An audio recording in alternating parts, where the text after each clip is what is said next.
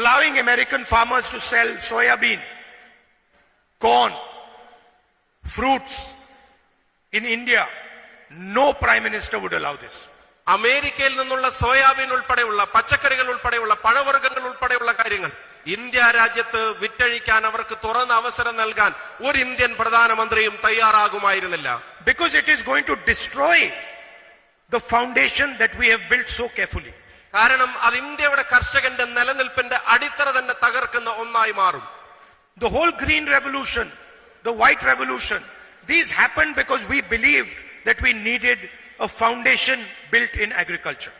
India രാജ്യം നേടിയെടുത്ത കാർഷിക രംഗത്തെ നേട്ടങ്ങൾ, ഹരിത വിപ്ലവം ഉൾപ്പെടെയുള്ള നേട്ടങ്ങൾ, അതുപോലെ തന്നെ ക്ഷീര കർഷക മേഖലയിൽ ഉണ്ടാക്കിയ വിപ്ലവങ്ങൾ, ആ വിപ്ലവങ്ങളെല്ലാം തകർക്കപ്പെടാൻ കാരണമാകുന്ന നയങ്ങളാണ് ഈ ഭരണകൂടം നടപ്പിലാക്കിക്കൊണ്ടിരിക്കുന്നത്. For 4 months, the US-India deal was